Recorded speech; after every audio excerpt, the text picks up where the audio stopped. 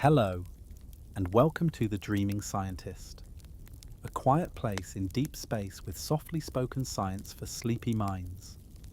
Tonight we will be going into the future of our planet Earth. How would Earth be like in a million years, and how us humans would be living in the far future on this planet? So lie back, loosen every muscle, and let your thoughts tide you over to rest. But before you do that, take a moment to like the video and subscribe to the channel. Also comment down below where you are watching from. It is always intriguing to know who is watching us around the world, and thank you so much for being here. So how would Earth be like in a million years from now? 1 million years is longer than cities, languages, and most species last, but it is short compared to mountains, oceans, and the slow turning of continents. On human scales, a century changes skylines. On thousand-year scales, forests shift and coasts creep. On million-year scales, maps redraw, climates cycle many times, and life evolves new forms. Think of it as standing high above time and watching Earth breathe. Ice sheets advance and retreat again and again. Sea level falls by 100 meters, then rises by more than 100 meters. Rivers carve fresh canyons and then abandon them. Deserts march, then green back over. Yet some things change only a little.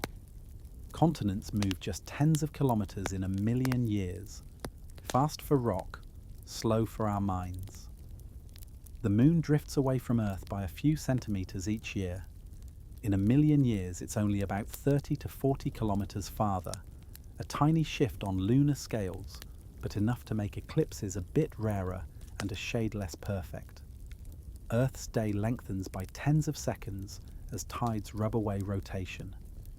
The stars above rearrange because they are all moving, so the constellations our grandparents knew melt into unfamiliar patterns.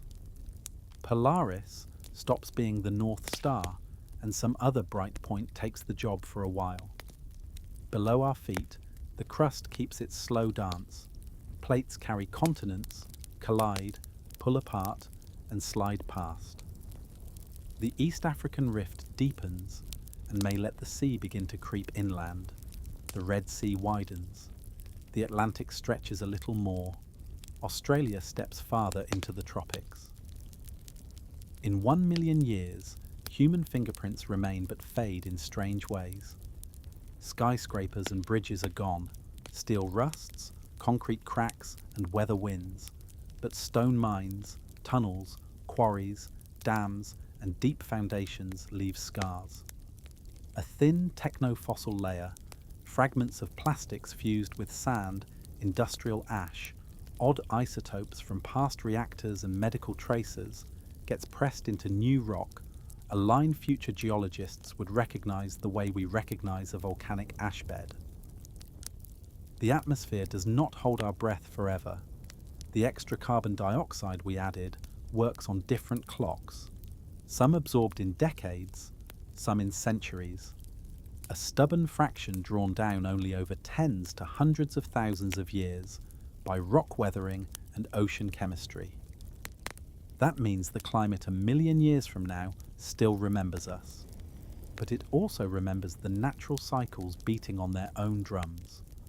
Wobbles in Earth's path around the sun that shift sunlight between seasons and latitudes and set the tempo for ice ages.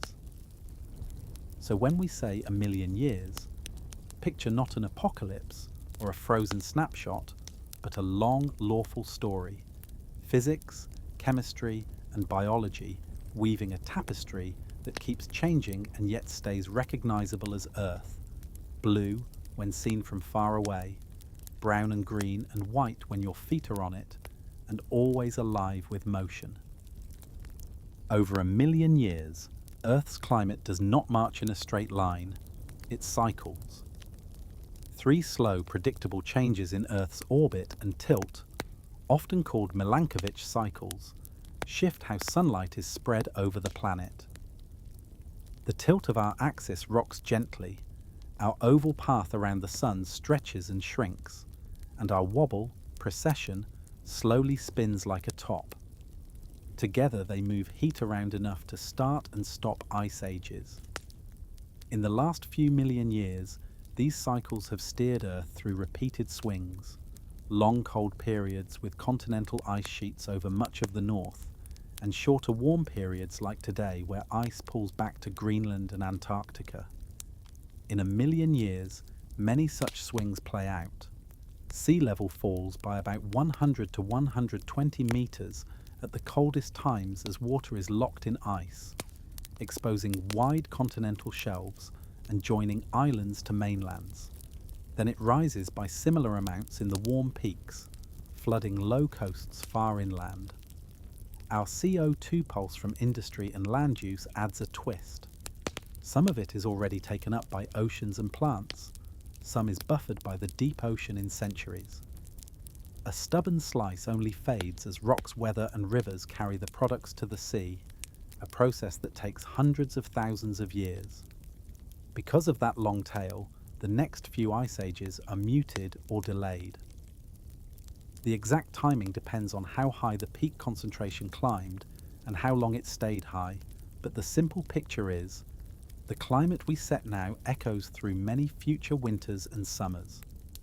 Still, the cycles win in the long run.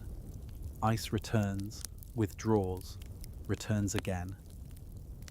Deserts expand in some glacial periods as rainfall belts shift. In interglacials, some deserts bloom with grass and shrubs. Tropical rain belts wander. Monsoons strengthen, then weaken. Coral reefs drown and rebuild farther out on the shelf with each sea level pulse. Rivers recut their valleys as sea level rises and falls, leaving stair steps of old floodplains for future hikers to puzzle over. The Gulf Stream and other big currents adjust as the shape of the coasts changes and salt/heat budgets shift. That in turn shapes where storms go and how strong they get. On land, soils migrate, form and erode. Permafrost breathes in and out with the ice lines. Peatlands grow and burn in rhythm with moisture and warmth. Through it all, life is busy. Plants and animals track their climate zones uphill and poleward in warm times, then retreat in cold times. The winners are not the same every cycle. Small changes in geography and starting conditions lead to different mosaics of forest, grassland, and wetland every time. Our species, if it persists, lives through swings that are slow by human clocks, but fast enough to demand planning. Coasts that must be moved, cities that must be rebuilt in safer places, crops that must be matched to new rainfall patterns, and a shared memory that keeps the long view alive, so a warm grandson and a cold great-great-granddaughter both feel cared for by choices made today. Continents are not anchors, they are rafts on a deep, slow sea of rock. In a million years they do not cross oceans, but they do shift enough to matter locally.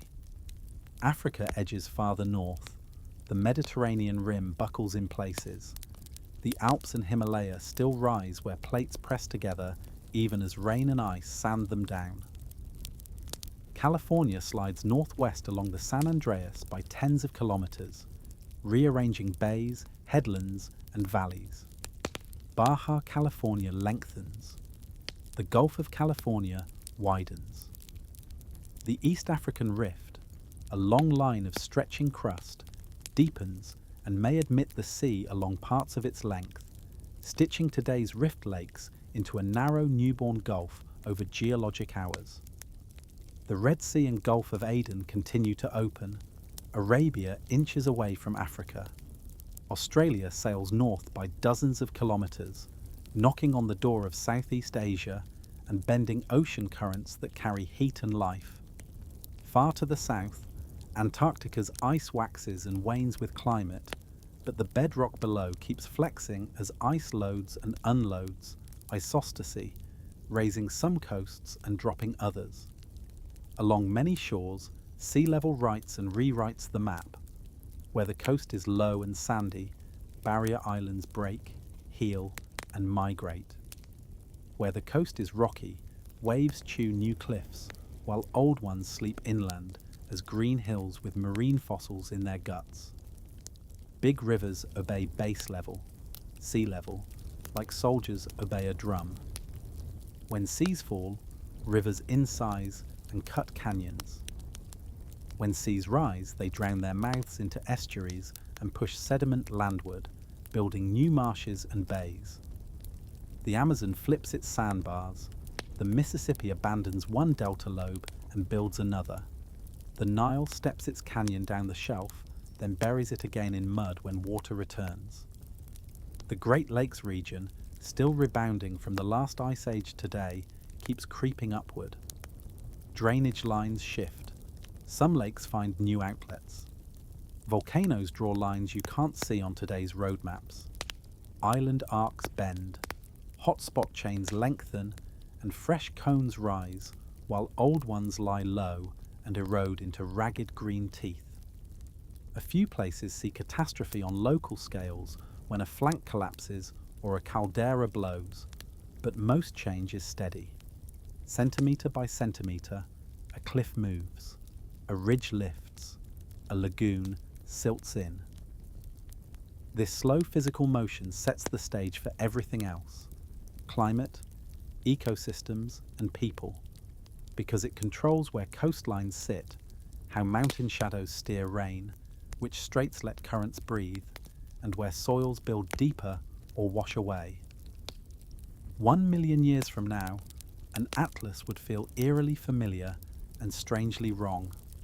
Familiar because continents keep their rough shapes. Strange because bays and gulfs have opened where none were, because capes have slid to new addresses, and because new inland seas glitter where today we farm. Life is not still. In 1 million years, species come and go, ranges expand and shrink, and lineages split into sister branches. The drivers are old and patient. Climate swings, shifting land, competition, disease, and the endless shuffle of mutation and selection that lets living things test solutions to problems they didn't face before. Some present-day species last the whole million years with small changes.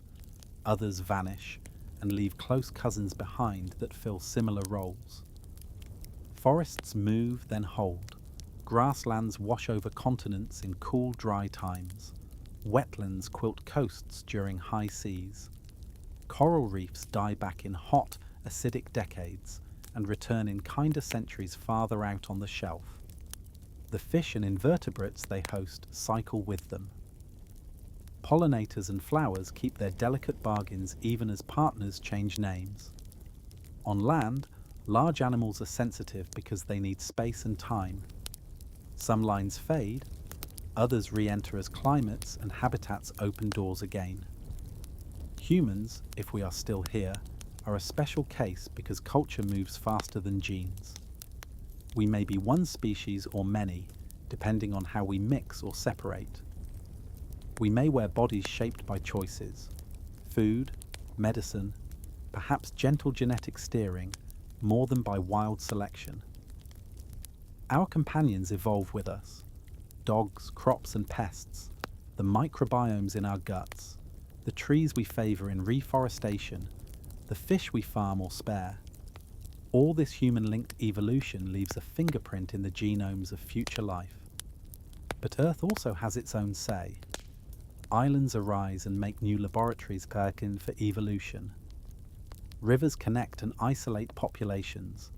Mountain passes open and close with ice. Pathogens evolve, flare and calm. Mutualisms, like fungi with trees, deepen or reshuffle. Where we stepped heavy in the past, overfishing, clearing, killing, ecosystems reassemble in new mixtures once pressure lifts or management learns. The record of all this is written in sediments and DNA. Mud at the bottom of lakes holds pollen that tells which plants grew when. Reef cores hold bands like tree rings that show warm years, storms, and quiet times. Ancient DNA trapped in permafrost fades as permafrost retreats. Then fresh layers begin when it advances again. If a future field team bores into a floodplain, they find the thin Anthropocene line, then younger river mud with pollen from trees that weren't here before, and shells of snails that moved in when the climate turned one notch warmer or cooler on orbital time. The headline is not doom or utopia, it is flux. Life keeps spilling forward, trying forms that work now, and filing away what did not. Earth 1 million years from today is still green, still buzzing, still a maker of novelties. The faces are different, but the rules are the same.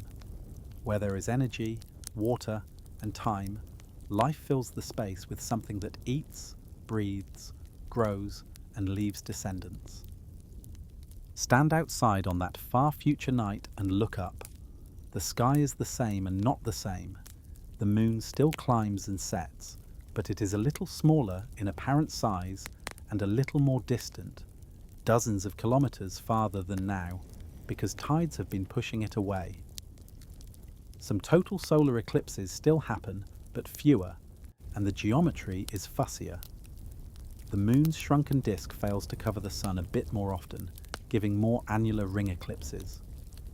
Earth's day is slightly longer, tens of seconds added, because the same tides that push the moon away also steal a slice of our spin each day. You don't feel that change, but atomic clocks would.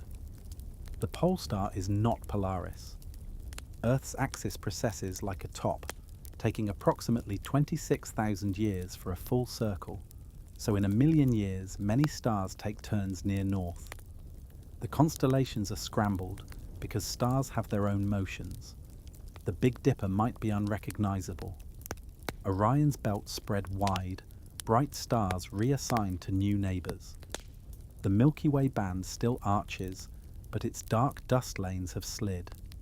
The Magellanic Clouds, if visible from your latitude, are in new places, and the Andromeda Galaxy is closer, stretched, maybe already tangled in tidal threads as our galaxies feel each other's pull in slow motion. The seasons still turn because Earth's tilt remains, but their timing against our orbit's closest and farthest points shifts with precession, changing the flavour of winters and summers on long rhythms.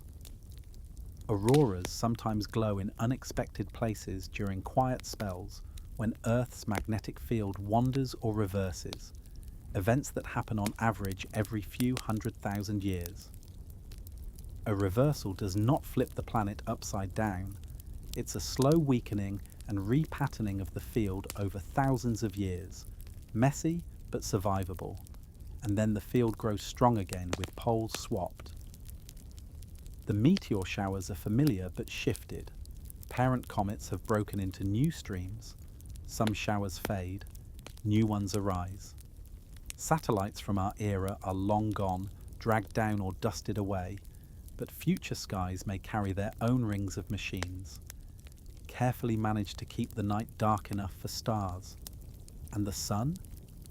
It is the same steady G-type star, a hair brighter than today because stars warm slightly as they age. It still rises golden, sets red, and powers everything. The sky in 1 million years is not a sci-fi painting. It is a normal sky under new management, wearing different jewelry, keeping time with the same laws, and showing a patient planet revolving in a universe that does not hurry. In 1 million years you have room for rare things. Most days are ordinary. Most centuries bring only local surprises. But the calendar is long enough to flip a few low probability cards. Volcanoes erupt often on human timescales, but the truly huge eruptions, those that excavate calderas and spread ash across continents, are rarer. On the order of one big caldera-forming blast every many tens of thousands to 100,000 years, somewhere on Earth, is a rough guide. In 1 million years you likely see several such events, spread over different regions. They are terrible nearby, and they dent climate for a few years, but they are not world-ending. The tectonic belts that feed them keep moving. New volcanoes rise as old ones decay. Asteroid impacts carry their own dice. Small ones hit often and burn up or make local craters. Impactors around 1 kilometre across, big enough to cause a global bad year with crop failures, are thought to strike on average every few 100,000 years. That means a million years may hold one or two. Truly giant objects, 10 kilometres or more, the kind that end ages, are so rare, tens of millions of years on average, that the odds in a single million-year window are low. We have already mapped many near-Earth objects and learned to nudge or shatter some. In the long run, a spacefaring civilization treats asteroids as mining claims and engineering problems, not fate. Earth's magnetic field is not fixed. It drifts, wobbles, sometimes reverses. The last full reversal was about 780,000 years ago. In the next million years, there's a good chance of one or more. During transitions, the field weakens and the pattern goes patchy. That lets more cosmic rays into the upper atmosphere, changes the shapes of auroras, and can hassle electric systems. But life keeps calm and carries on. The rock record shows no mass extinctions tied to flips. Sea level megatsunamis can happen when a huge landslide falls into the ocean or a flank of an island volcano collapses. They are brutal locally, gentle globally. Climate shocks happen when big ice sheets calve fast, or when meltwater reroutes currents. They tilt weather for a few centuries and then fade as the big system finds a new balance.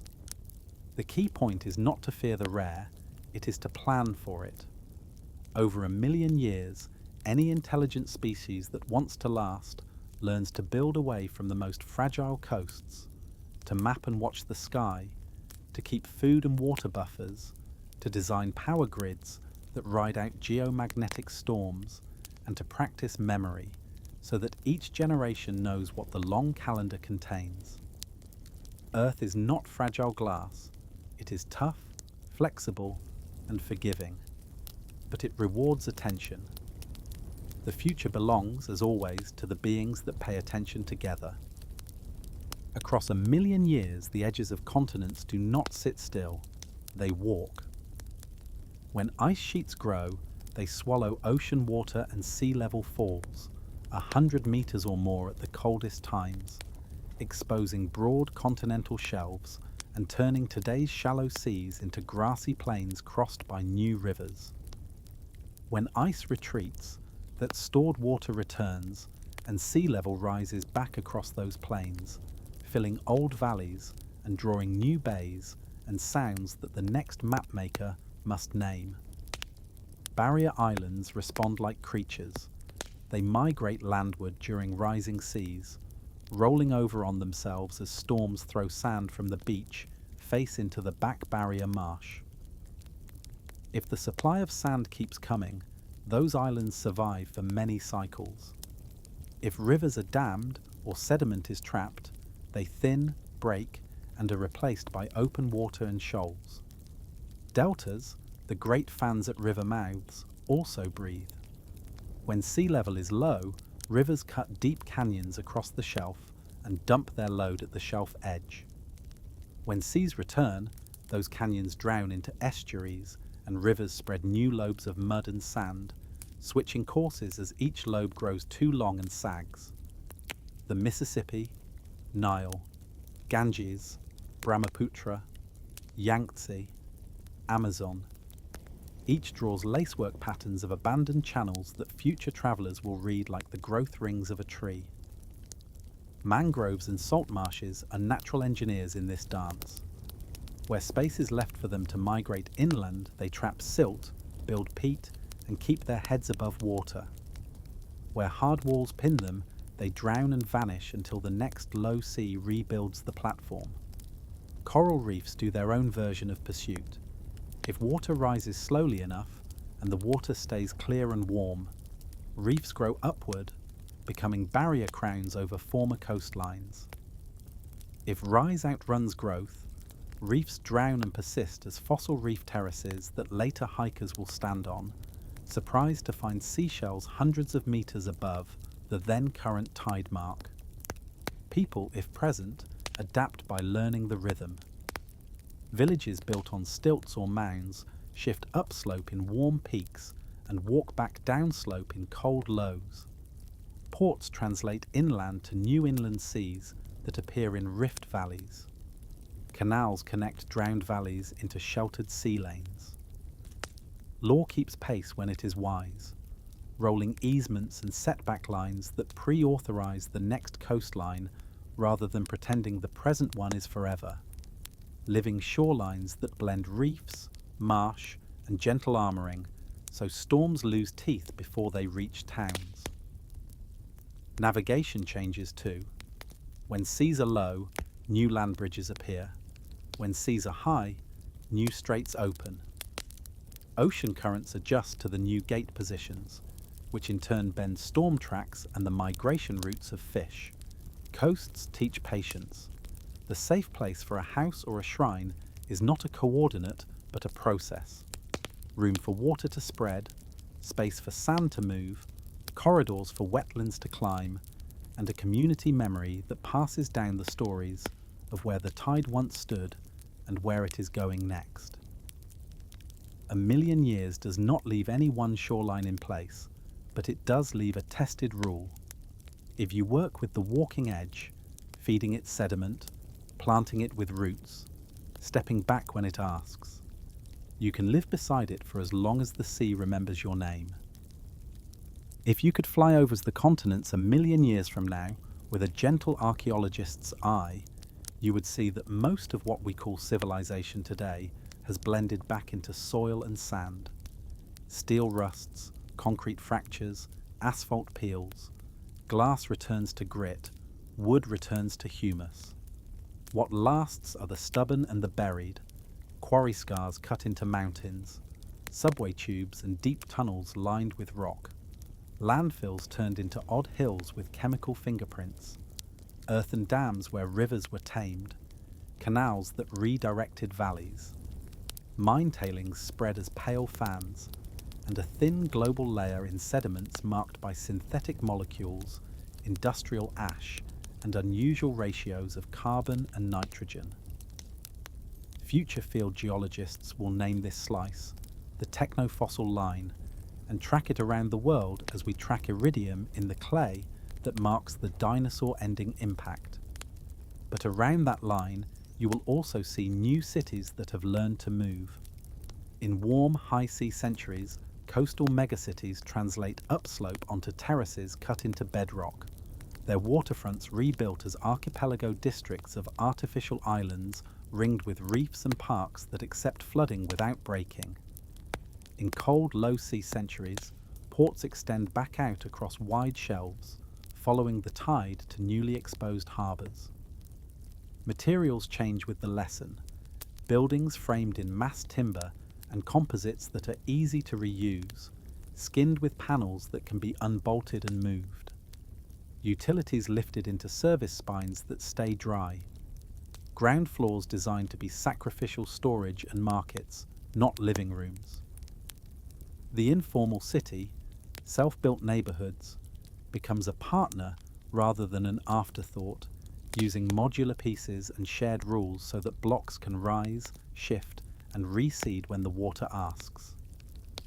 Ruins are not fenced off, they are gardens and schools. Children climb over old seawalls now far inland and learn that the water once stood there. They plant oaks and mangroves in the joints and watch kingfishers hunt in the new creeks. Museums keep smaller things, a solar panel from the first great rooftop wave, a hand tool from the first ambitious rewilding, a ledger that shows how a river's rights were written. Language shifts with the ground, words for stepping back, opening floodgates, shared wells, cool roofs, and shade streets enter everyday speech. The ghost grids of old towns, street patterns that survived because they were wise, lie underfoot in the new plans like pentimento under a painting. Some places, once sacred, are moved stone by stone. Some are allowed to sink with a goodbye festival, so memory stays warm rather than bitter. Trade keeps cities alive through changes because people keep wanting salt, fire, tools, music, stories. Inland dry ports take the place of drowned harbours. Electric rails braid new regions. Short sea ferries stitch drowned valleys into a watery metro. If humans remain, the secret that keeps our roofs over our heads is not a hero material or a massive wall. It is maintenance and memory. A city is a promise made across time. We will keep the drains clear, the trees watered, the embankments mended, the schools open, the maps honest. And when the map changes, we will move together, not each alone. Fresh water writes the rulebook for survival over long time. 1,000,000 years contains wet centuries and dry centuries, gentle monsoons and fierce ones, steady snowpacks and years with none. In glacial lows, huge volumes of water sit on land as ice and base level drops, so rivers cut deeper and lakes shrink. In interglacial highs, seas return and rivers slow, spreading broad floodplains stitched with oxbows. To thrive, societies, whoever they are then, learn to treat water as a moving treasure, not a fixed asset. The technology is simple where it can be, and clever where it must be. Upland forests are kept healthy, so soils hold rain like sponges and release it slowly. Beavers, or their human equivalents in practice, are welcomed in headwaters because their small dams raise water tables, filter sediment, and keep streams cool. Floodplains are reconnected to rivers so big storms spill safely sideways into parks and fields designed to take us soaking rather than racing straight into towns. Reservoirs are smaller, more numerous, and stepped along a river, so no single failure ruins a valley. Where meltwater once steadied flow, people build managed aquifer recharge, letting winter floods spread across basins or into infiltration galleries, so water soaks underground and can be pumped back months later when fields are thirsty. Canals once used for commerce become transfer arteries, moving water between basins only when gauges and fish counts say it is safe. In drier spells, farms switch to deep-rooted perennials, agroforestry, and drip irrigation guided by soil moisture sensors. Cities fix leaks, recycle water, shade streets, and price the last, scarce litres gently, but honestly, so essential use is protected and waste is not. Along coasts during warm high seas, salty fingers creep into aquifers. The fix is not panic wells farther inland, but barrier wetlands, carefully timed pumping, and in some places desalination run on clean power with brine, returned to the sea through diffusers and mixed with strong tides so it does not harm. Law becomes a living instrument. Water rights that were once rigid are tied to river health and human health first, then to farms and industry in flexible shares that adjust when gauges cross transparent thresholds. Communities write drought compacts and flood compacts the way neighbours once wrote barn-raising rules. Data are public: stream gauges, aquifer levels, rain radars, snow sensors. Anyone can see, so trust has a flaw. The culture around water is tender. First rain festivals that bless cisterns, flood remembrance days that walk the old high water line, children's games that teach how to stack sandbags and plant willows along banks. And there is a deep humility. Rivers are not pipes. Aquifers are not vaults we can drain without paying back. Clouds are not faucets we can turn. Over 1,000,000 years, the communities that last are the ones that act more like watersheds themselves, soaking, sharing, filtering, slowing, and letting the flow pass through in a way that leaves the next season better, not worse. Food is sunlight stored in plants and the animals that eat them, plus the minerals and water that make tissues grow. Because sunlight is steady, but weather is not. Agriculture succeeds over long spans by moving with climate and by keeping soils alive. In cool, dry glacial centuries, grasslands spread and grazing rises with hardy animals. In wet, warm interglacials, forests and wet fields return, and terraces shine with water. Farmers, whatever they are called, plant to match belts that drift north, south, uphill, and down with the centuries. Small grains where seasons are short, millets and sorghums where heat bakes, rice where water stands, tubers and legumes beneath tree canopies that cool and feed the soil with leaf litter. Perennial grains reduce ploughing and hold carbon. Agroforestry casts moving shade that saves water. Mixed fields share risk, so one harsh month does not ruin an entire year. Pollinators are given corridors. Hedgerows stitch fields to wild margins, so pest eaters have homes. Cover crops keep soil armoured, damp and rich when the main harvest is out.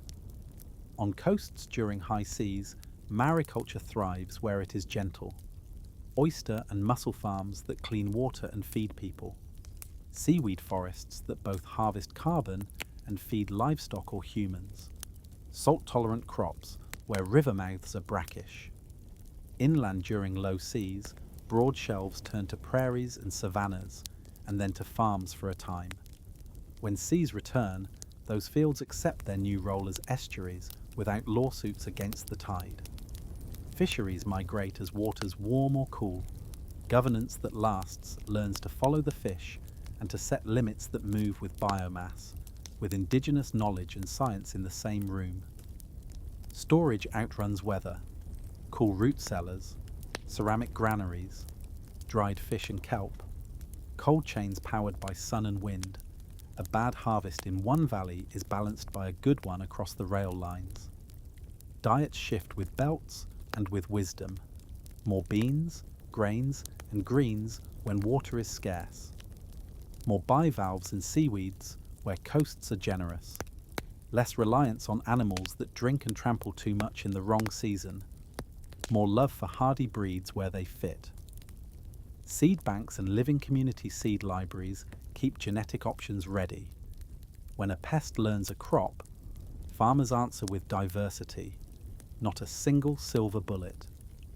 Soil is treated as kin, never left naked to wind and hard rain, fed with compost and roots, measured with simple tests that any hand can learn.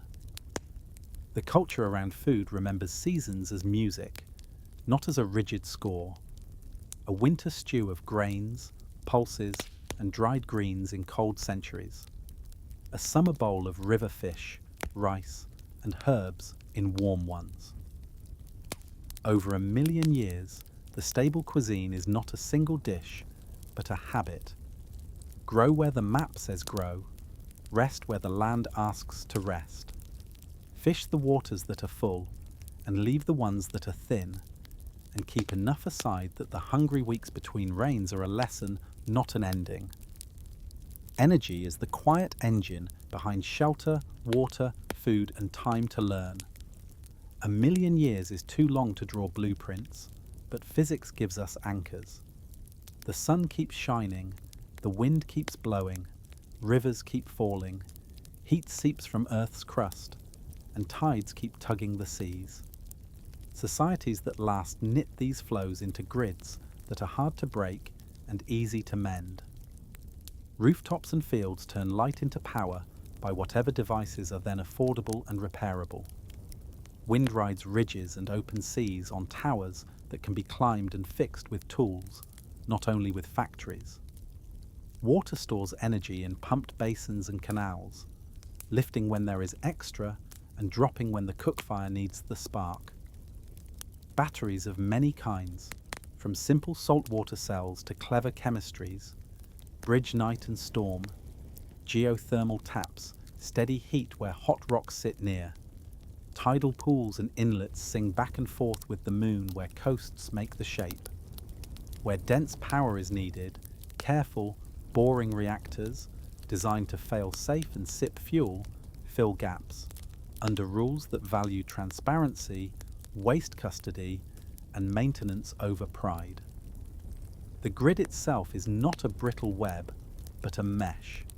Local microgrids that can island when storms pull lines down, regional backbones that let valleys share across ranges, and storage sprinkled like seeds so no one station holds the fate of a city. Efficiency quiets demand, thick walls, shade trees, cool roofs, district heating and cooling, motors and pumps that waste little. The cheapest watt is the one never needed.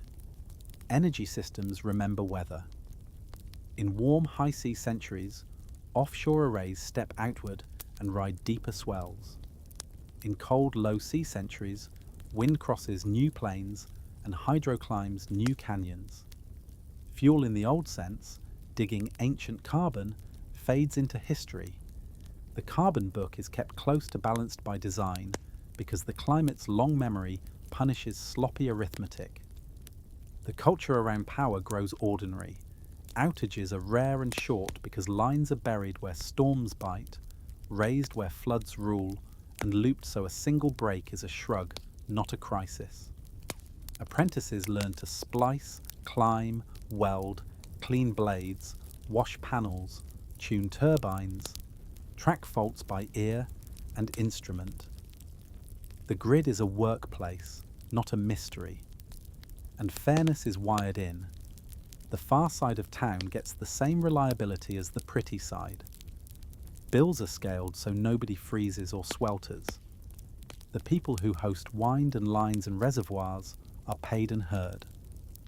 Over 1 million years, civilizations will rise and fall, but the ones remembered kindly are those that left the sky clearer, the nights darker, the water cleaner, and the power boringly reliable.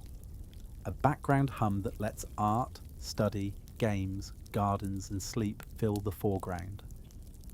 Life flourishes when it can move, mix, and rest. Over 1 million years, the map that wildlife sees shifts again and again, so conservation that lasts stops trying to freeze a moment and starts building pathways. Wildlife corridors, river ribbons, ridge lines, hedgerows, underpasses and overpasses stitch habitats so deer, cats, bears, insects and seeds can slip through fences and over roads as climates and seasons change. Protected areas become mobile promises, not just polygons on one map, but agreements that jump north, south, up and down as the belts of forest, grass and desert march with the millennia. Where coasts flood and retreat, marine parks migrate landward with marshes and mangroves. When seas fall, those same parks step outward to shelter newborn reefs at the shelf edge. In rivers, the room to roam doctrine lets channels meander, floodplains breathe, and side channels form so fish can find cool, quiet water in hot centuries and turbulence in cold ones. In the sea, networks of no-take zones give fish and invertebrates safe nurseries.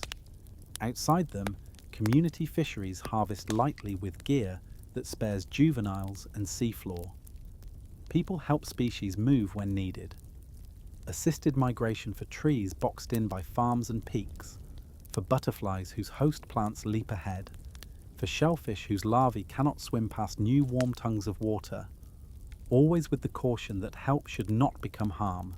Genetic libraries keep seeds and DNA from many places, so future caretakers can restore what is lost or strengthen what is weak when disease or drought arrives. New seas appear in rifts and basins.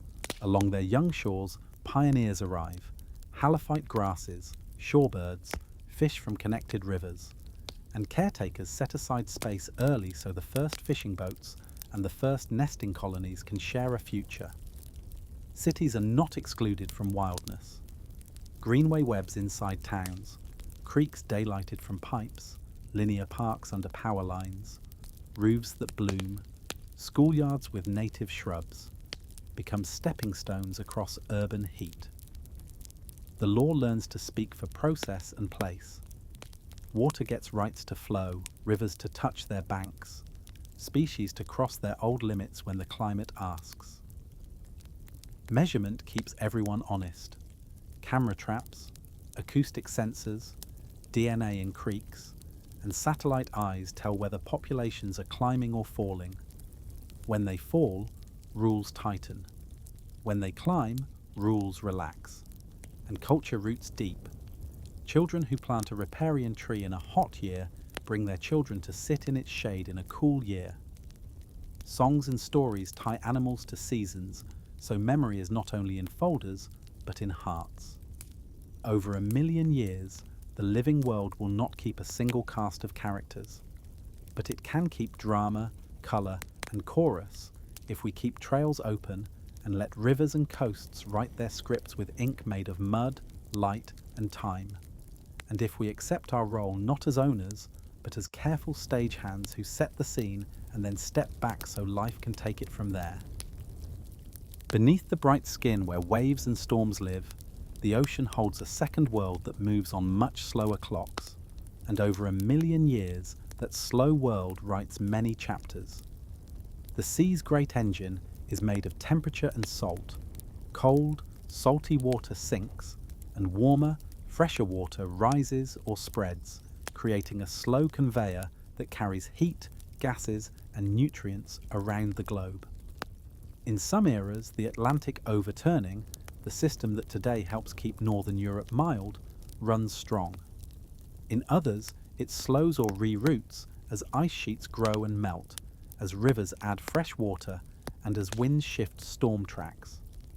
These changes do not flip life on and off like a switch, but they do move the lines where upwelling feeds surface waters, they set how much oxygen reaches depth, and they choose which coasts enjoy rich fisheries and which sit in lean years. In cold, low-sea centuries, wide shelves are exposed, and winds blow harder across rougher land-sea edges, often strengthening upwelling zones that bring deep nutrients to the light and spark food chains from plankton to whales. In warm, high-sea centuries, flooded shelves create new shallow seas where sunlight reaches bottom and grass-like seagrasses build meadows that shelter young fish and filter water. Meanwhile, far below, oxygen minimum zones breathe in and out. When surface waters are very productive and layers do not mix well, bacteria use up oxygen as they break down sinking plankton, leaving mid-depths thin on breath for larger animals. When mixing deepens or productivity shifts, oxygen returns. Coral reefs ride their own roller coaster. They suffer in sudden hot decades, then recolonize cooler edges, then surge again where water is clearer and carbonate chemistry is kind. Reef species do not return as exact copies of today. The cast changes, but the play, builders, grazers, hunters, cleaners, keeps running. On the abyssal plains, quiet snow of dead plankton piles in thin sheets. On seamounts and ridges, currents accelerate and dust those underwater mountains with food, drawing strange gardens of sponges and corals that do not need sunlight. At cracking ridges, hydrothermal vents flare and fade, feeding ecosystems that run on chemical energy instead of light. Their clams and tube worms spread across the seafloor over centuries, then vanish when the chemistry changes, leaving mineral chimneys as fossils of warmth. Sea ice near the poles expands and retreats with climate, sealing life under winter lids and then breaking into spring leads where algae bloom and food webs explode. Methane hydrates in muddy slopes freeze and thaw as temperatures at the seabed drift. In some intervals, small seeps feed mats of microbes and tube worms. In others, the hydrates sit quiet. The ocean also records history in shells and mud. Tiny shells of plankton keep chemical diaries of temperature and ice volume in their oxygen isotopes. Dust blown from dry continents leaves layers that mark windy, cold centuries. Volcanic ash marks single bad days with sharp lines. Future readers pull long cores of this mud and read the chapters like tree rings laid flat. Through all this, one steady truth holds. The ocean is a buffer. It absorbs heat, takes up a great share of the carbon we add, and releases both back slowly. That buffering smooths shocks, but it also means the ocean has a long memory. Changes we make in one busy century can echo through many quiet ones. 1 million years from now, the sea will still be blue, still wave at coasts, still carry ships or whatever replaces them. But its engine will have run through many gears, and the map of where life is richest will have drifted the way clouds drift, always there, always moving, always setting the table for whoever learns to fish with patience and care. Across 1 million years, the basics of human health do not change. Clean water, safe shelter, steady food, breathable air, and social connection keep bodies and minds strong. What changes are the ways we deliver those basics as climates roll and maps shift.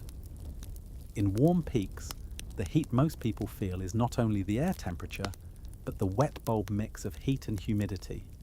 The cure is simple in principle and careful in practice. Shade, breeze, and water. Towns that last put trees over streets, vines over walls, and porous light-coloured ground underfoot. Homes open to night breezes and close to hot afternoons. Work and school shift hours to the cooler parts of the day. Public places keep cool rooms where anyone can rest and fountains where anyone can drink. In cold swings, the tools look different but rhyme. Tight building shells, small shared spaces warmed by bodies and simple stoves, daylighting to keep spirits bright, winter food stores that do not spoil when roads are snowed in. Disease follows water, animals, and travel. In some centuries, mosquitoes roam wider. In others, dry winds shrink their range. The answer is basic public health. Drain standing water where it breeds disease, store clean water where drought thins supply, keep waste and drinking pathways separate, and guard food in cool, clean places. Medicine advances and retreats with knowledge. The trick that survives millennia is to keep knowledge redundant and simple to teach. People learn to wash hands not as a rule, but as a habit with a story behind it. They carry small kits, dressings, salts, herbs, or drugs that actually work, linked to local plants and global recipes. Pandemics still appear because microbes evolve quickly. The answer that endures is quick sharing of samples and data, local labs that can test, trust built before the crisis, and the tools of care. Masks when needed, rooms that ventilate, filters that can be made and cleaned, and social help so the sick can stay home without losing their place in the world.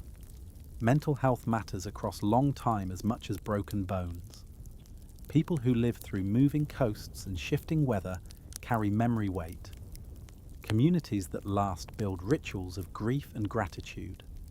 Common work that invites everyone's hands, music and story, that put change into words, and small courtyards and greens where eyes can rest. Birth and aging take place under roofs that are warm or cool enough without extreme energy because designs are passive first.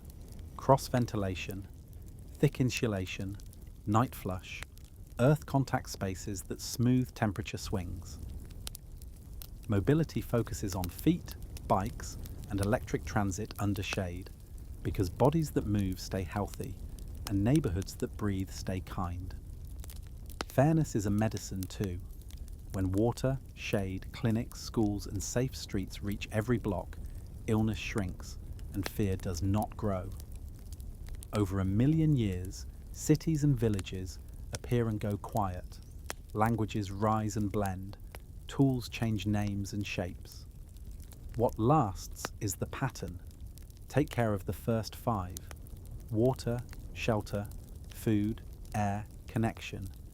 Design buildings and streets that help bodies regulate heat and cold. Teach care as a craft. Anyone can learn, and keep room in the calendar for celebration and rest, so the long journey feels like life, not only survival. Tools break, Servers crash, languages drift, even stone wears down. If you want ideas to cross 1,000,000 years, you build memory in layers. So when one layer fails, the others still speak. The first layer is people, habits and skills passed face to face. Apprentices watch masters fix pumps, graft trees, splice lines, and set bones. Children learn the sky, the soils, and the safe plants by walking and doing. Songs carry steps for planting, for flood prep, for boat handling, for first aid, so that even if books burn, the basics are alive in breath. The second layer is objects, reference tools so durable and simple that anyone can use them to rebuild. Star maps on ceramic, rulers and weights in stone, seed collections dried and sealed, wind-up microscopes and hand-powered radios, printed primers in many languages that teach reading from pictures tied to local things, and pictograms that explain water, fire, and illness in ways a stranger can follow. The third layer is writing that ages well. Paper rots, plastic warps, magnetic tapes forget, spinning discs die. But etched metals, fired clay, stone, and synthetic sapphire can last if kept dry and out of light. Even DNA can store libraries if you lock it in cold, dark capsules with clear instructions in many scripts and images on how to read it. The fourth layer is redundancy and translation. Keep the same message on mountain and island, in city and village, in many tongues and pictures, updated each century with margins that explain what changed. Put metadata outside the vaults in plain sight so the next people know what to look for. The fifth layer is institutions that outlive leaders. Open archives, seed banks, standards bodies, and public ledgers kept in several places by people who do not answer to the same bosses. Laws make forgetting harder by requiring that critical things, maps of hazards, rights to water, maintenance schedules for bridges and levees, vaccine recipes, soil care guides, be published in simple language and carved in durable form in the places they matter, not only buried in clouds. The sixth layer is story and ritual, because facts without meaning are easy to ignore. Communities that keep memory tend to wrap it in feast days, memorial walks, oath-takings, and games. Children might race along the old high water line each year with chalk in hand. A town might clean the inlet gates every spring with music. A region might host a seed exchange at the solstice, where elders tell the story of the last bad drought and how the seed bank fed the valley. Technology helps, but it must be future-friendly. Open file formats, clear schematics, parts that can be made in small shops, and devices that fail gracefully, they still do something useful when the fancy part breaks. Over 1,000,000 years, civilizations will be many. The ones that teach the next ones how to find water, avoid flood, grow food, mend bodies, and read the sky will be remembered not by name but by continuity. The feeling, when a child lights a lamp or sets a splint, that someone kind reached across centuries to guide their hands. It is tempting to draw a single future map, but a 1,000,000-year view is more honest when it offers patterns, because each region walks its own trail under the same sky. Around the Arctic, ice advances and retreats, and boreal forests breathe north and south. In warm highs, shrubs stride onto tundra, rivers braid across wide green valleys, and new shallow polar seas host fish where there was once ice. In cold lows, ice returns and calves again, pushing life south and grinding fresh rock flour that later feeds fertile plains. Along the North Atlantic, coastlines trace the dance of ice and sea. Scandinavia and Canada rise where ice once pressed them down. New fjords drown old valleys. Strong winds and currents sometimes fatten, sometimes thin cod and herring grounds. The Mediterranean is a seesaw of wet and dry. In some intervals, rains return and old terraces bloom again. In others, dust blows off North Africa and the sea grows saltier, pushing hardy life into sheltered coves. The East African rift opens step by step. Lakes link and unlink, humid green corridors and dry, open savannas trade places with the long beat of monsoons. In South Asia, the monsoon marches with land-sea heat contrast and with plateaus that rise or erode. In wet centuries, rivers build grand deltas. In dry centuries, dunes advance and people hug the Himalayan foothills where springs keep flowing. Across Southeast Asia and the Western Pacific, island arcs wake and sleep. Volcanoes write their own calendars. Coral belts shift with temperature and sea level. In some eras, strings of stepping stone islands connect continents for species, and perhaps people, to cross. In others, deep channels isolate and protect endemics. The Pacific Northwest and Patagonia trade glaciers for rain and back again. Forests switch partners between fir, cedar, beech and lenga. Salmon runs, where they survive, feel every change in snowpack and gravel. The Amazon is not a single green block, but a patchwork that has often pulsed. In some intervals, savanna tongues push into forest from the east and south, leaving gallery forests along rivers. Then forest returns when rains strengthen. Rivers shift courses by hundreds of kilometers and build whitewater, blackwater, and clearwater systems that sort fish and trees by soil and chemistry. The Sahara turns green in some precession peaks, dotted with lakes and grass, then dries again, leaving cave paintings and riverbeds in rock as postcards from wet times. Australia slides farther north, dries in its middle, greens in its coasts, and shuffles marsupials and eucalypts along with it. Sea level cycles create and erase land bridges to New Guinea and Tasmania, letting lineages mingle and then stand apart. Ocean islands live by waves and wind and distance. Some drown and regrow as atolls. Some rise fresh from hotspots. Most host unique life that rides storm rafts or bird bellies, and then, with luck and care, thrives. The truth inside this variety is simple. Place matters. Mountains, currents, wind corridors, soils, and the memory of past climates steer each region's future. Any people still present learn to be bioregional, not in slogans, but in skills.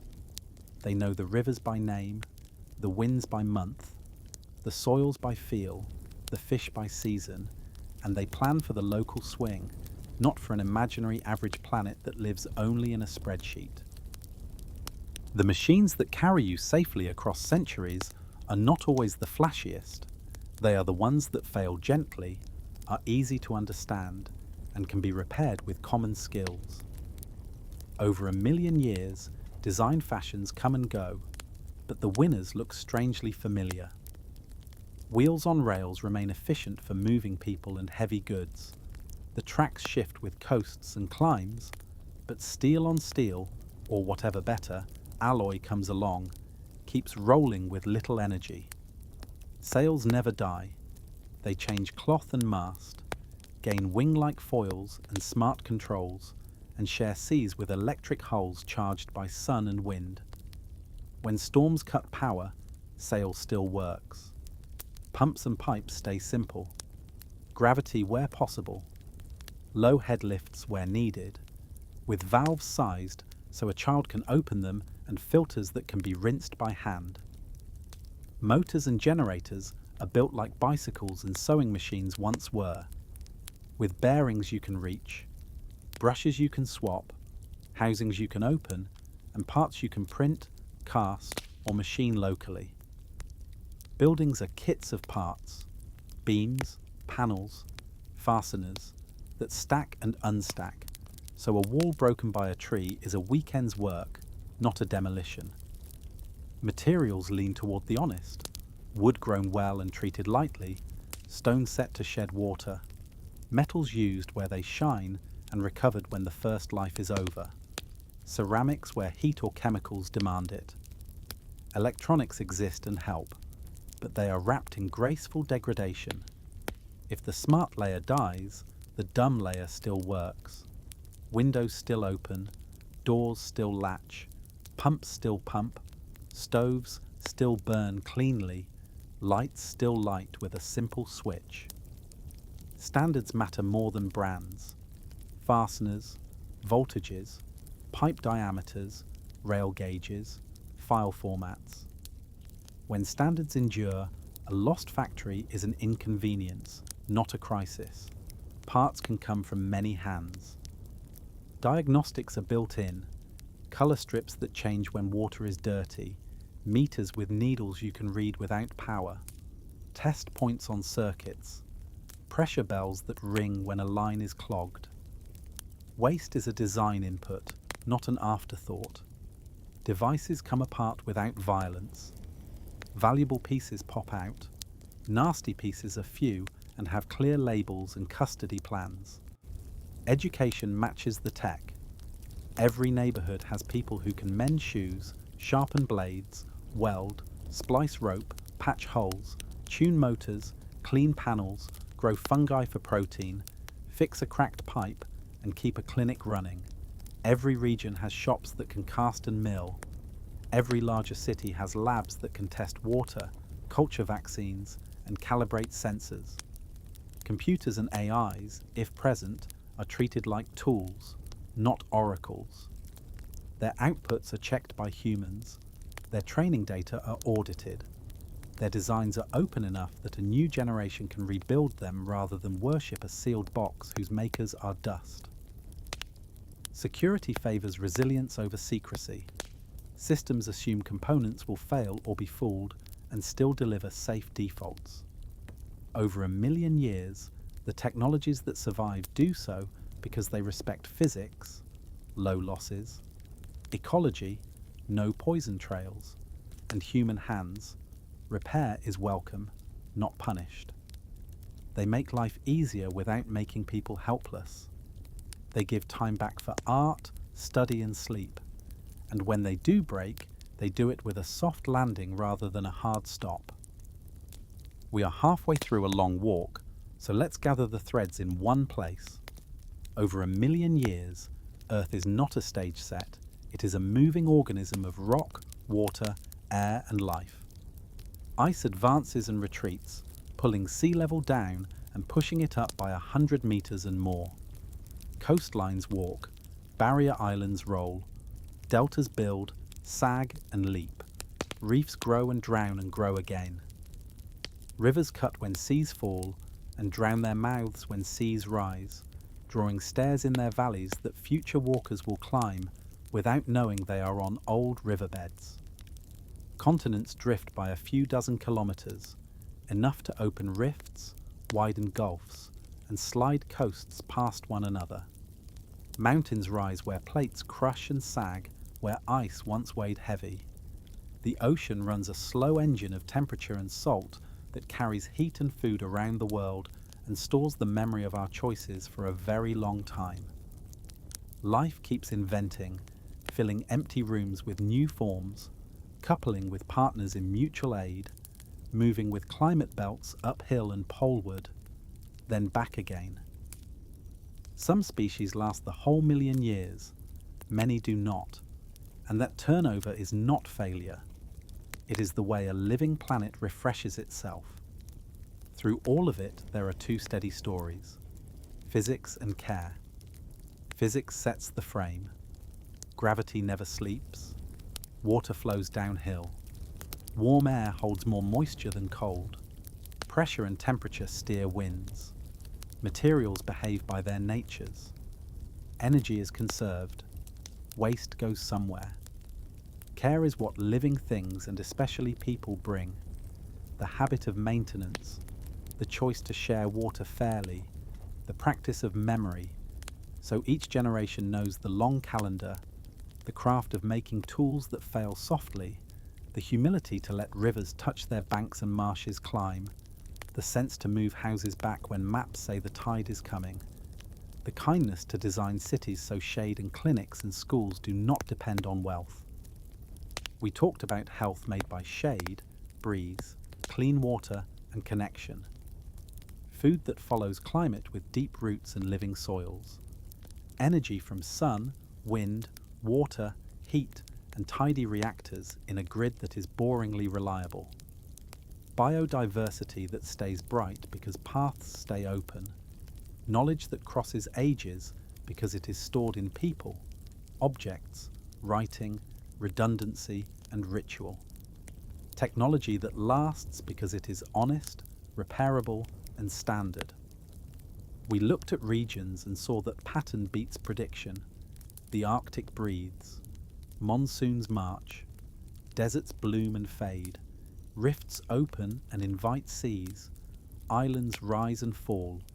Forests mix and split, and communities that last make their plans in the language of place, not only in the language of models.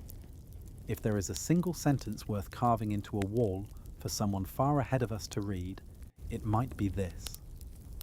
Work with the slow laws, keep your memory long, make your tools kind, share fairly, and give the land room to move.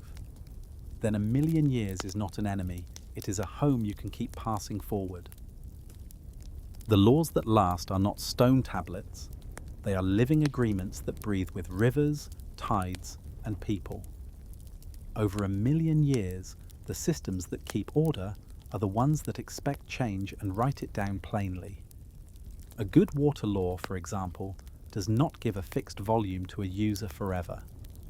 It ties access to the health of the river first, then shares the remainder through clear, adjustable rules that anyone can check on public gauges. A good coastal rule does not draw a hard line on a beach and pretend the sea will obey. It sets rolling easements that migrate inland as seas rise and slide seaward as seas fall, so homes and ports move without lawsuits against the tide. Forest rules count living cover and slow water, not just board feet. Soil rules reward organic matter and infiltration, not just short harvests. The institutions that carry such rules forward are many and redundant. Local councils that know every culvert and spring, watershed compacts that transcend counties, bioregional assemblies that speak for whole river basins or island chains, and treaties between basins that share fish, wind, and dust. Records live in multiple forms: open ledgers on paper and clay, simple maps etched on metal plates at town halls, and digital stores that are mirrored across many places, so a storm or a war cannot erase memory. Power is distributed by design. Microgrids and local food stores can ride out disruptions even when a large line fails. Courts sit close to where people drink and plant, with appeals that are fast and cheap. Oversight comes from neighbours trained to read meters and walk floodplains. The law also learns to speak for beings without voices. Rights of rivers, rights of aquifers, rights of coastlines to migrate, rights of species to move when climate belts shift. That does not mean people always step aside. It means every decision starts by asking what the land and water need to keep working for centuries, then fits human plans inside that envelope. Taxes favour maintenance, fixing roofs, clearing channels, tending trees, over glitter. Subsidies go to shared goods like shade streets, ditch repair, reef building, and soil sponges that keep floods and droughts soft. When rare disasters strike, caldera blasts, strong quakes, bad years of ash or smoke, standing mutual aid pacts move people and supplies without haggling because the rules were written before sirens sounded. Corruption still tries to grow. The answer is sunlight. Public procurement boards with random citizen seats. Price boards for water and power at markets and depots.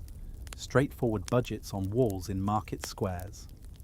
Crucially, laws are translated into many languages and pictures, so a newcomer or a child can understand what a floodplain is, how a canal is shared, why this slope stays forested, and when a fishery rests. Over 1 million years the flags change, alphabets rotate, and borders redraw. But the habits endure. Write rules that move with nature. Publish them where the work happens. Fund the boring jobs. Measure in the open. Train every generation to fix, plant and judge. That is governance with long legs. If you zoom out far enough, migration is not an exception. It is how life works. Herds follow rain. Birds follow wind. Seeds ride rivers.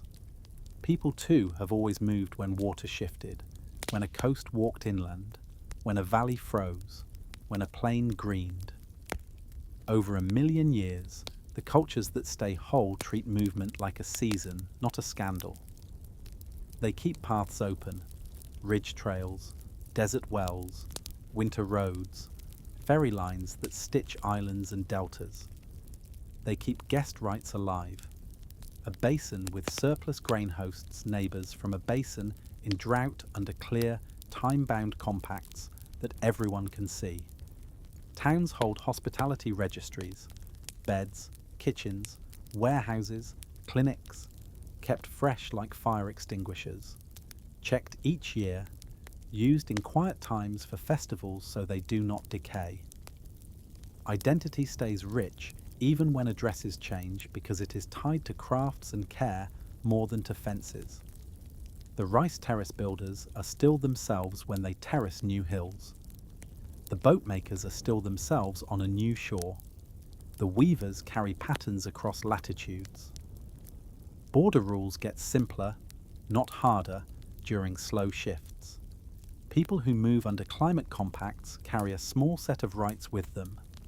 Food, water, work at fair pay, school for children, the vote in local safety councils after a clear, short period, plus duties, help on the levee, respect for local harvest cycles, learning the common language while keeping their own. Cities that thrive plan mobility as an asset. They map extra upland land for future neighbourhoods. They reserve corridors for rails and canals. They build floating districts that can be towed and remoored. They design modular schools and clinics that deploy on barges or trains. They tag deeds with honest warnings about flood and fire so people are not trapped by false maps. Stories and rituals soften the edges. Arrival feasts, shared planting days, twin city programs that bind two places on opposite climate cycles to trade help and apprentices regularly. Migration under stress can turn rough, so good systems keep friction low. One form for many offices, one health card that works across regions, one set of safety rules on boats and buses, one mutual aid number that summons volunteers with shovels and soup in any tongue. Security is real, disease checks, fair trials, but it is courteous and fast to avoid anger and fear. And because departures can be grief, societies make room for remembrance. Empty house ceremonies when a village moves, stones set at old tides, songs that keep the names of drowned streets. Over deep time, the proudest boast is not we never moved, but we moved well. The proof is found in kitchens where recipes from 4 coasts simmer, in schools where children learn 2 alphabets, in levees built by hands from everywhere, and in harvest festivals where elders point at the new high water mark and say, "We saw the water coming and we walked together." On a planet where nothing leaves for long, a way is a lie. Over 1 million years, the winners build an economy where materials loop. That starts with design. Things come apart without a battle. Fasteners are standard, parts are labelled, and materials are honest. Wood that is wood, steel that is steel, ceramics that do not leach, plastics that are used only where nothing else will do, and then are collected, not scattered.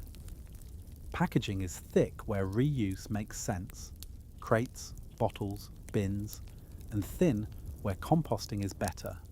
Plant-based wraps, that actually rot in real soil. Cities become mines. Old buildings are not rubble, they are stockpiles with maps, beams sized and stamped, bricks palletized, wiring coiled and labelled. Deconstruction teams outnumber demolition crews. Markets trade in salvage grades the way old markets traded in grain. Metals cycle like blood. Copper and aluminum are guarded, not tossed. Iron is kept rust-free until it is refired. Rare metals from motors and electronics are designed into retrievable modules so a small shop can pop them out with simple tools. Water is a carrier, not a trash can. Clean streams never meet dirty ones inside a plant. Closed loops wash, rinse and reuse. Soaps and solvents are chosen because they break down under light and air. Anything that does not break down stays in a labelled drum and moves under chain of custody that is boringly strict. The hard chapter is legacy waste, what earlier centuries buried, dumped or dispersed. The answer that ages well is custody, not magic. Cap and plant where sealed. Dig and vitrify where leaks creep. Long life vaults for the very small fraction that is dangerous for a very long time, some medical and nuclear byproducts. With markers in many languages and pictures that warn without scaring curious children into tunnels. Over generations, vault records are part of school lessons. Annual public inspections keep trust. Spare parts for monitoring gear are stored on site, and the job of warden of quiet things is an honoured craft. Plastics shift from litter to library. Durable pieces live in closed cycles. Pipes, bearings, tiles. Single-use junk falls out of fashion. Mismanaged plastic is treated like a leak in a boat. Everyone patches because the bay is shared. Food waste is food for soil again. Kitchens sort, worms and fungi work. Nutrient loops are as carefully measured as power grids. Textiles return to long fibres that mend. Dyes are plant-based where possible. Microfibres are trapped in washer filters like lint, not let loose in streams. And accounting learns the truth. The price tag includes return. When you buy a battery, a cooker, a roof panel, a lamp, the cost already funds disassembly and reuse. When you sell a product, you keep a bond until the shell comes back. Over deep time, this is not hair shirt living, it is craft. The joy is in mending a kettle to a gleam, in snapping a 10-year-old motor into a new housing, in trading a bin of sorted brass for a fine knife, in walking a clean river where once a dump smoked, and in telling children, honestly, that there is an away now. It is the return shelf at the depot down the road. Knowledge crosses centuries when it wears many coats. One coat is language, and language is drift. Over 1 million years, the trick is to braid many tongues together without strangling any. Schools teach a local language that holds place names, plant lore, jokes, prayers. A trade language that lets strangers bargain and fix bridges together. And a science language with stable words for water, heat, time, measure, disease and care. Another coat is format. You keep lessons in books printed with stable inks, in etchings on metal plates in public squares, in story quilts and carved poles that encode flood heights, drought years and safe routes, in songs whose verses teach seed times and star seasons. You keep libraries in 3 tiers. A neighbourhood shelf anyone can borrow from, a city archive with manuals and maps, and a climate-controlled vault with mirrored copies of the few things that must not be lost: vaccine recipes, soil guides, river treaties, stored in multiple materials: paper, stone, fired clay, etched metal, and some digital forms that are open and documented so a future person can rebuild a reader from instructions. Curricula are short on trivia and long on tools. How to measure slope and flow. How to find north and count time. How to cook safely without grid power. how to read a weather map and a river hydrograph, how to set a splint and mix oral rehydration salts, how to wire a motor and clean a panel, how to plant to contour, how to graft and save seed, how to deconstruct a house and reuse the parts. Art does memory's heavy lifting. Murals of old coastlines on school walls fade and are repainted by new hands. Plays retell the story of the last great flood, but change the names to local rivers. Songs march children along the old high water line. Dance steps mimic the opening of gates before monsoon. Poetry lists the stars that will be the pole star in coming ages. Games train judgment. River basin boards, where players must keep cities dry and farms watered while fish survive. Card decks where you trade wind, sun, storage, and maintenance hours to keep a microgrid balanced through a fake year of weather. Exams test hands as much as minds. Build a small siphon, read a sky, sort metals, sharpen a tool, calm a crowd, tell a story that makes a rule stick. And ceremony cements it. Initiation marks include a day of service on a levee or in a clinic. Marriage feasts include a tree planting. Funerals include the gift of tools. Harvest holidays include public reading of the river's year. Digital tools still sing, but they are mirrors, not hearts. When the power winks off, the class continues. The clinic heals. The boat launches. The record remains. That is how knowledge stops being fragile and becomes furniture. Useful, sturdy, and always at hand. Coasts are busy borders where worlds meet. Wind and wave, salt and fresh, fast and slow. Over 1 million years, the people who love coasts learn seacraft and shorecraft that make storms a test, not a sentence. Boats are many, and small as well as few and big. Shallow draft skiffs for marsh and mangrove, stout outriggers for reefs, wingsail cargo trimarans for blue water. Harbours move with the edge, floating piers that can be towed, marsh quays that root and flex, breakwaters built as oyster reefs that grow stronger after storms. Sacrificial beaches fed with sand so waves spend their rage before they meet a wall. Towns do not face the sea with glass and pride. They face it with porches, arcades, and first floors that can get their feet wet without breaking. Streets near water curve and widen into flood rooms where tide can spread and slow. Valves at inlets and outlets are simple, hand-operable, and drilled into every child's muscle memory each spring. Fish are partners, not prizes. Nursery zones, seagrass, marsh creeks, coral heads are off limits to nets. Spawning closures follow the calendar of the fish, not the calendar of markets. Gear avoids bycatch by design. Quotas are honest because counts are public. School kids lay transects, divers count. Satellites map colour. The numbers are posted at docks and on walls where everyone can read. When a stock falters, the town shifts. More bivalves, more seaweed, less chase. Boats carry cargo between drowned valleys and ridge towns to keep hands fed without squeezing the bay. Storms are answered with choreography rather than panic. Boats into creeks or hauled onto cradles. Shutters swung, yard furniture lashed, switches thrown to island microgrids. Neighbours checked. After the blow, bucket brigades fan out to clear drains and machete crews cut fallen branches for chip and compost. Navigation remembers the old and uses the new. Beacons are wind-powered with backup oil lamps. Charts are printed and etched on plates at harbour heads. Range markers and day boards are bright and simple.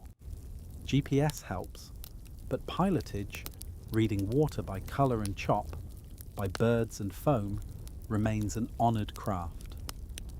Children learn to swim, row, trim a sail, bail, tie knots, read a tide table, mend a net, and make tea for the cold and wet. In high sea centuries, floating districts cluster like lily pads and are moored with lines that flex. Their underbellies farm mussels and kelp. Their roofs hold gardens and panels. Their alleys blow cool in sea breeze.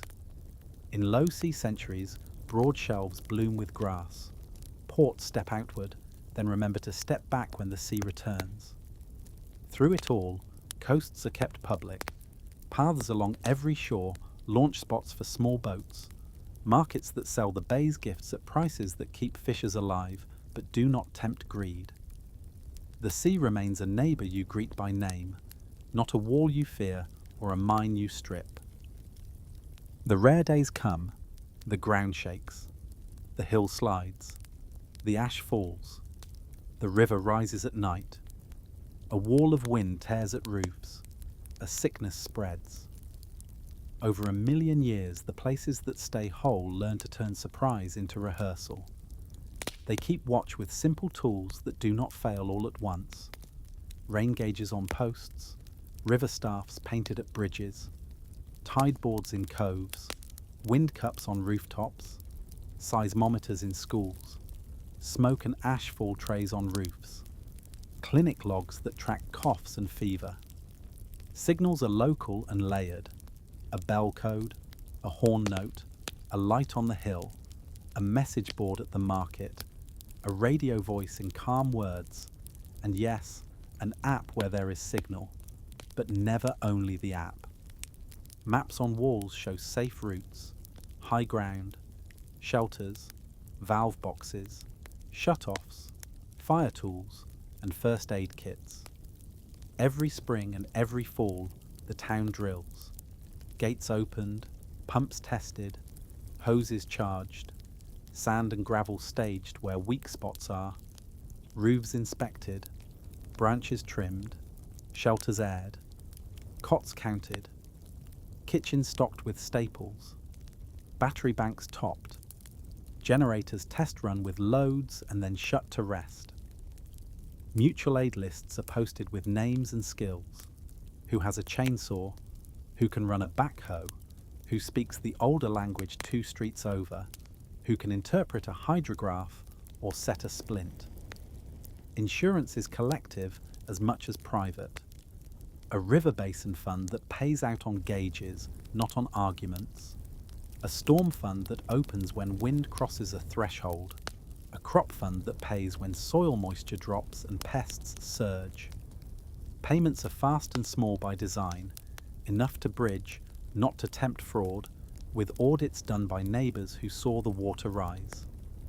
Building codes are kind and strict, simple checklists, incentives to relocate from fools' flats, free design help to add shutters, straps, vents, screens and raised outlets, grants to move furnaces and meters up out of crawl spaces, zoning that refuses new hard ground in flood rooms.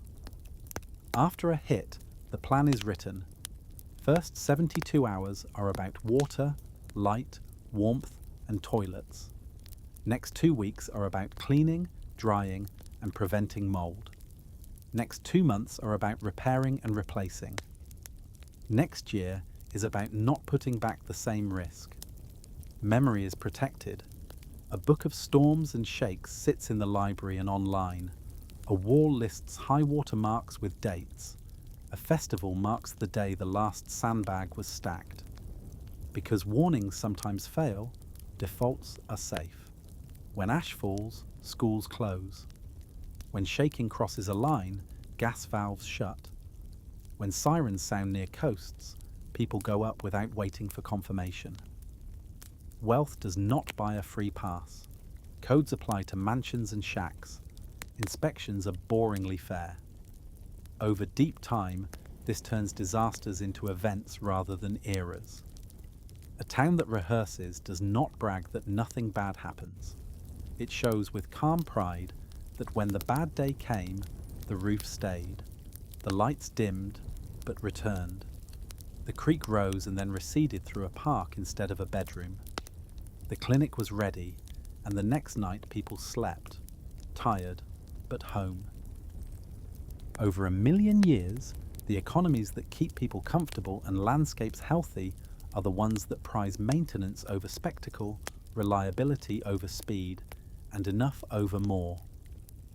The core idea is simple enough to teach to a child: pay the whole cost of a thing, including care, cleanup and return, or don't make the thing.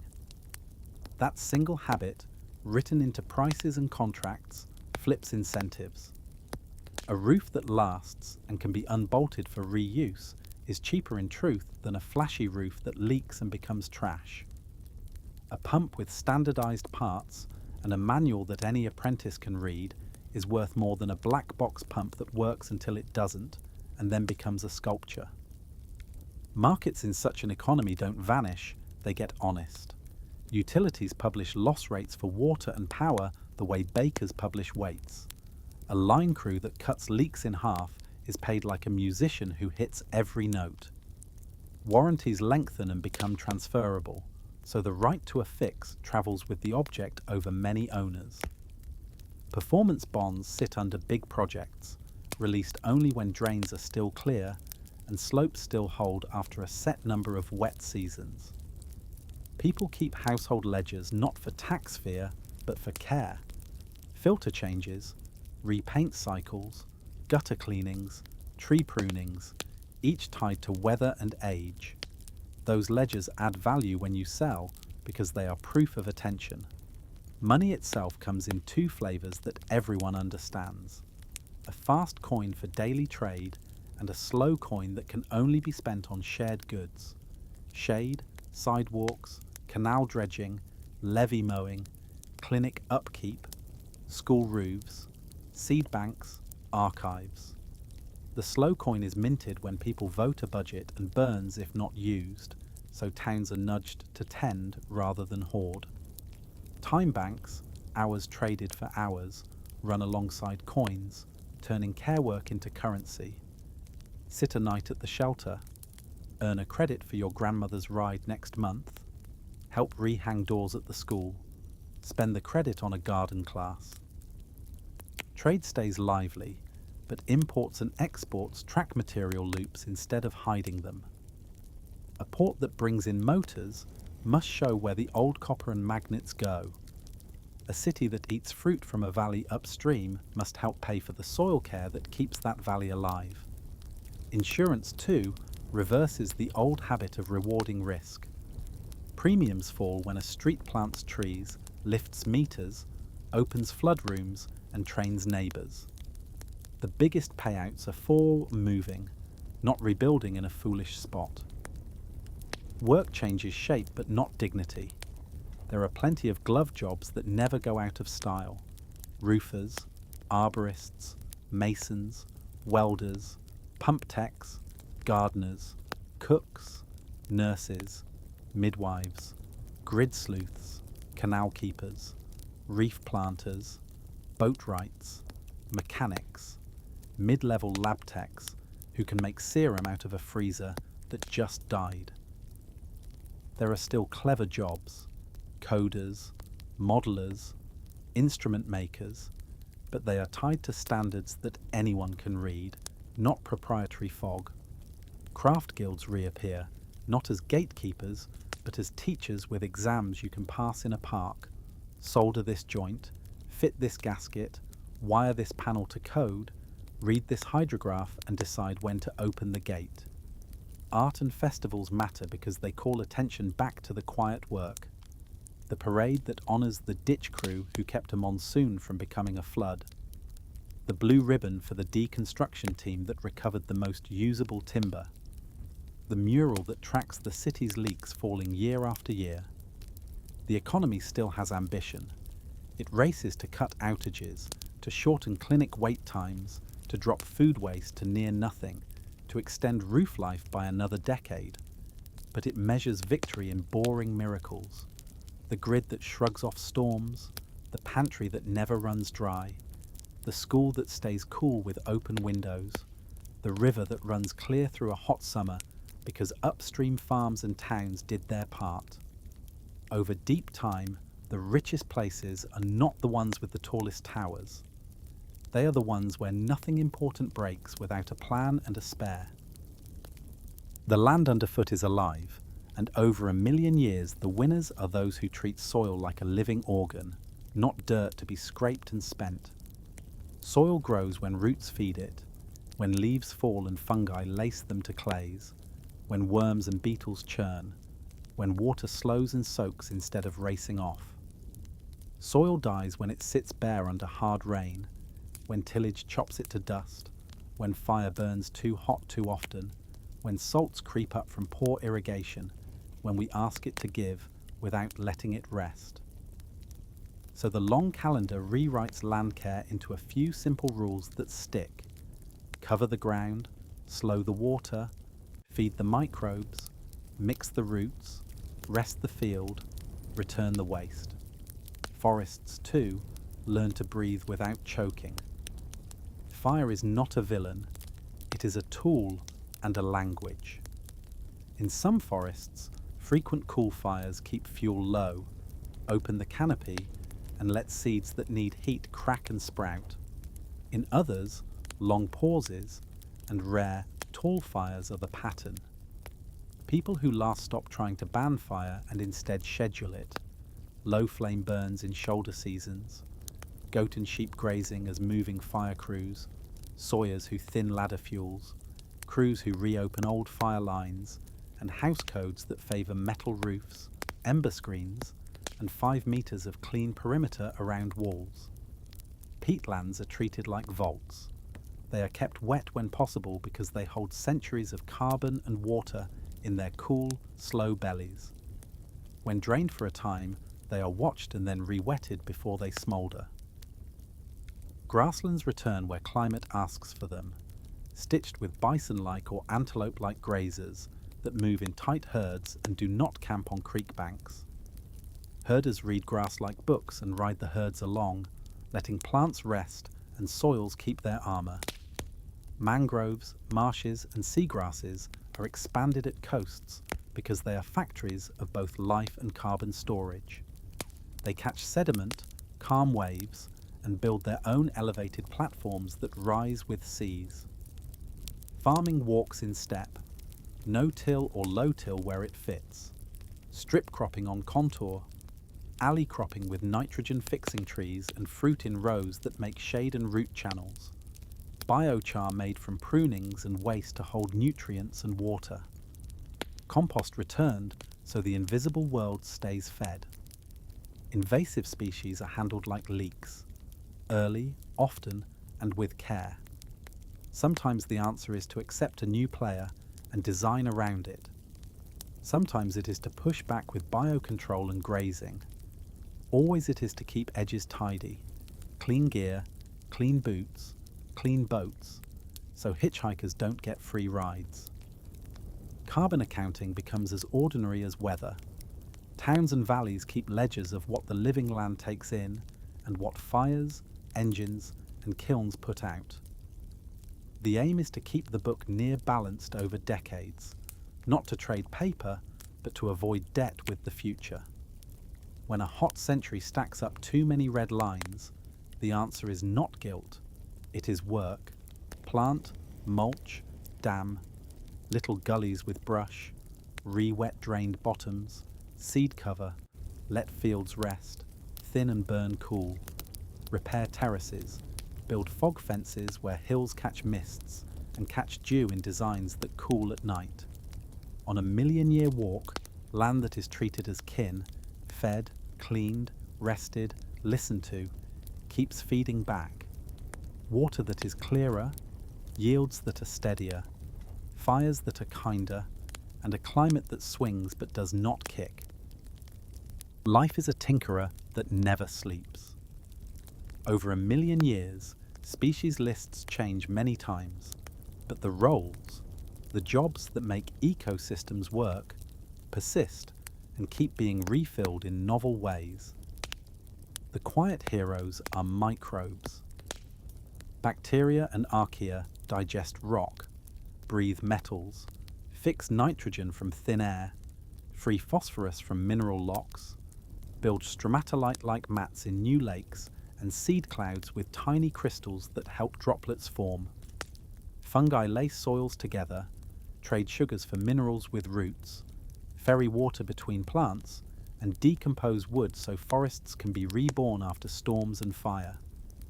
Viruses patrol and prune, dangerous to us sometimes, but also shaping plankton blooms, balancing bacteria, speeding gene swaps that let life adapt quickly.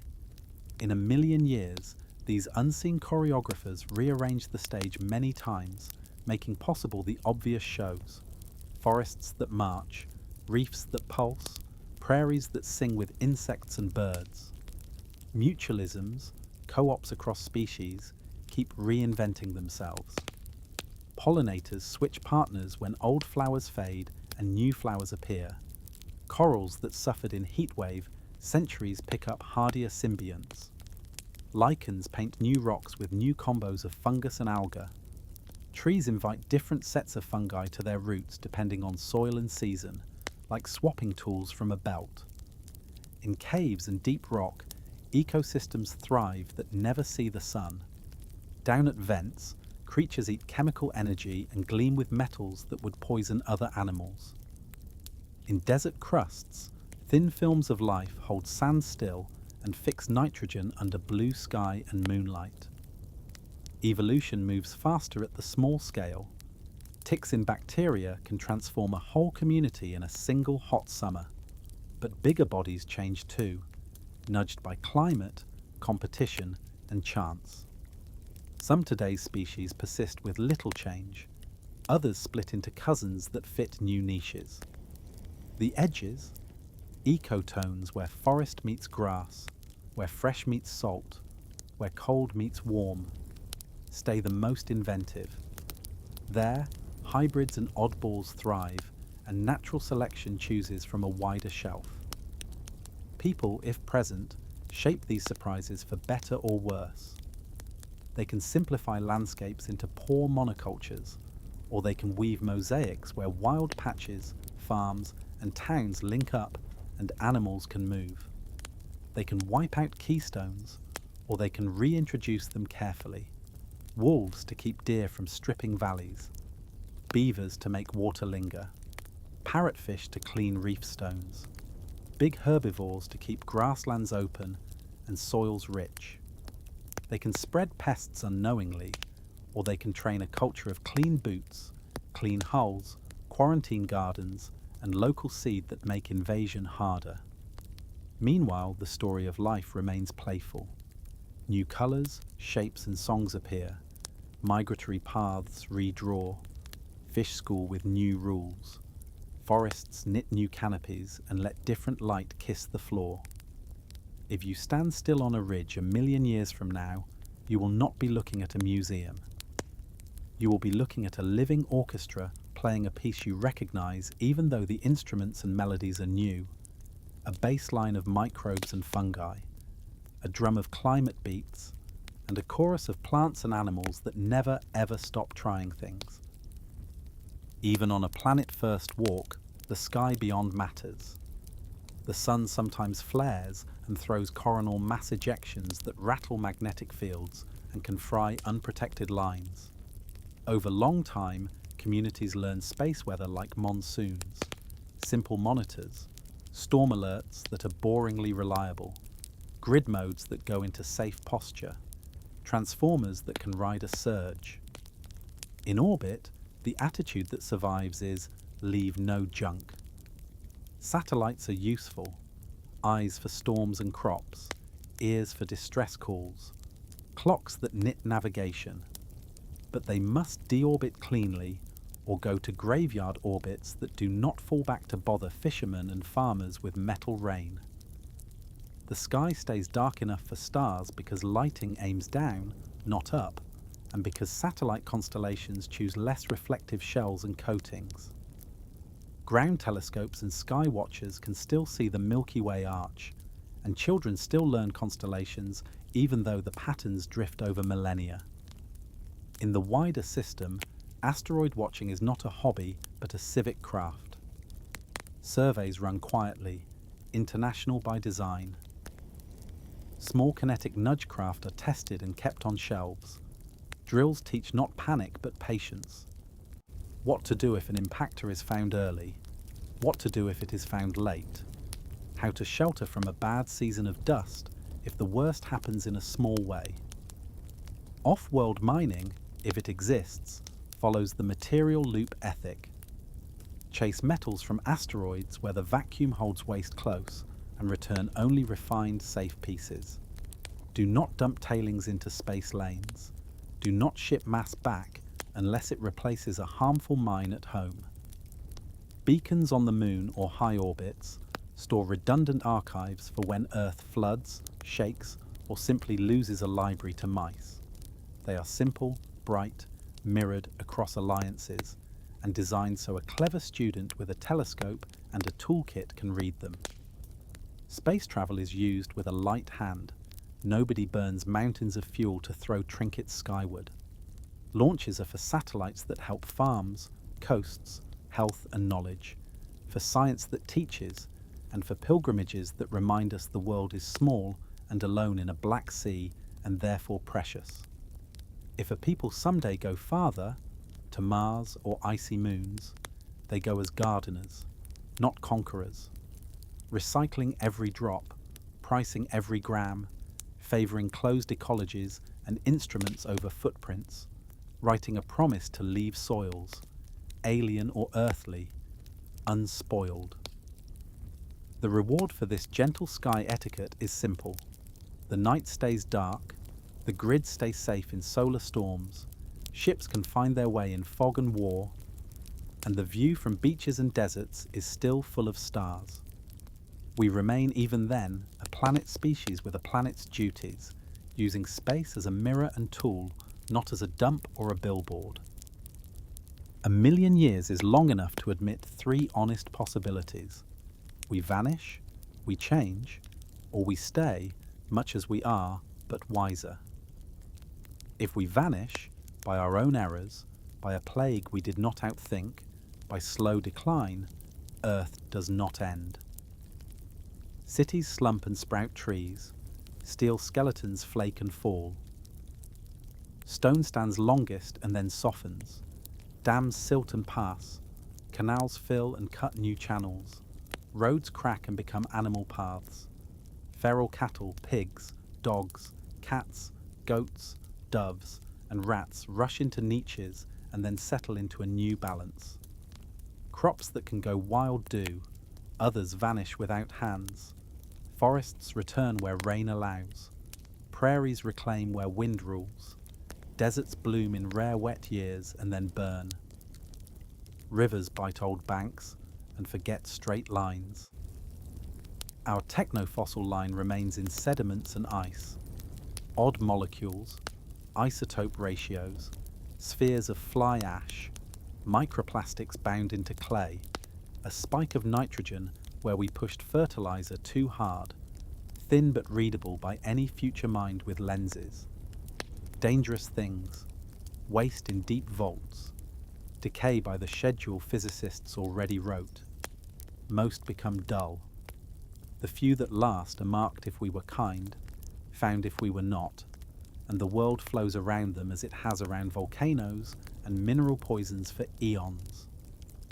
If we change, become a quieter, fewer, longer-sighted people in new bodies or with new tools, the planet feels us as a gentle pressure.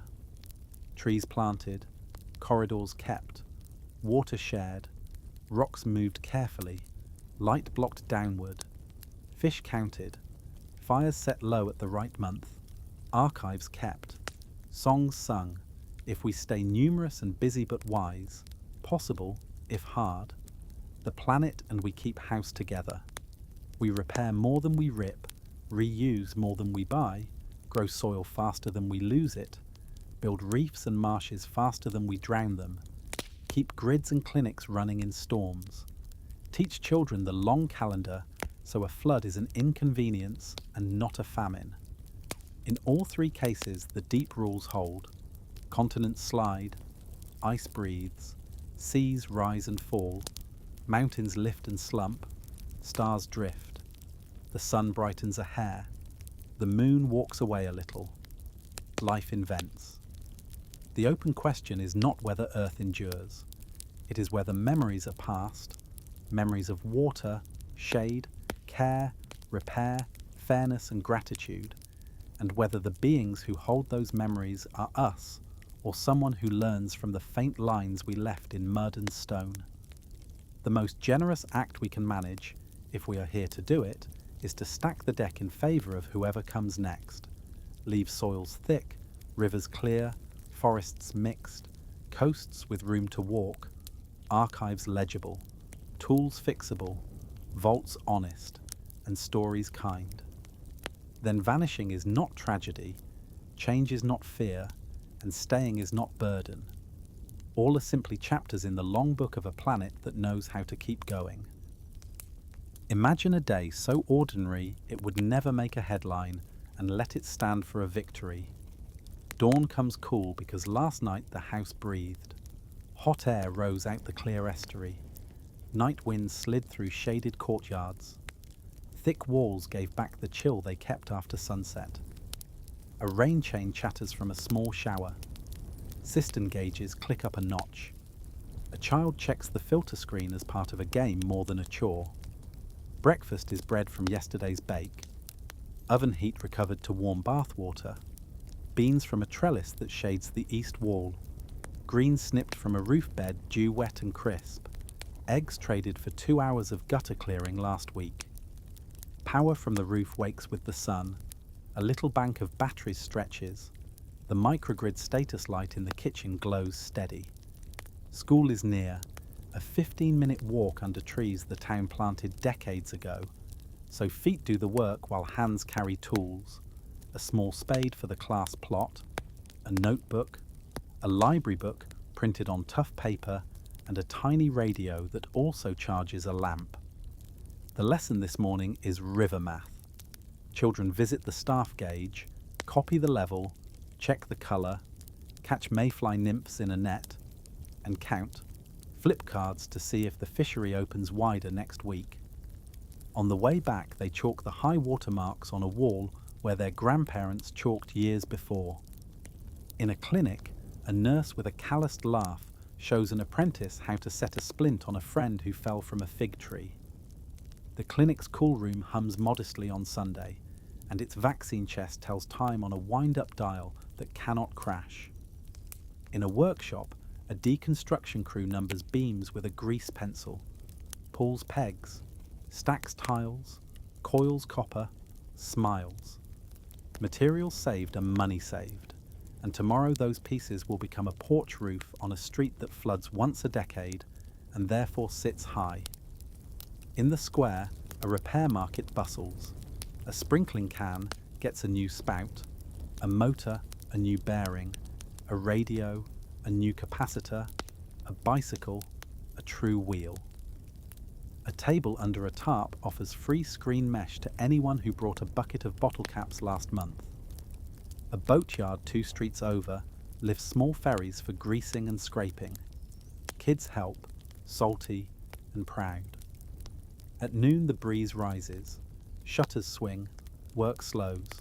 The hottest hour is for reading, napping, shelling beans, mending nets, tuning a pump. Afternoon brings shared work. A line of neighbours carries brush to a gully, where a check dam slows the next rain. Another crew plants mangroves in a muddy corner of the bay. The old man from the next block tells the story of the year. The storm came from the wrong quarter, and how the town learned to tie boats in cradles, not to palm trunks that become spears. Evening walks in lightly. The grid drifts to island mode while a storm slides across a distant ridge. Nobody notices beyond a soft click and a tiny shift in the kitchen light. Dinner is small fish, rice, greens, a bowl of mussels, a sauce of tomatoes dried last summer and rehydrated, bread toasted, a pear shared, stories swapped. A message board in the square reminds everyone, drill tomorrow at 9.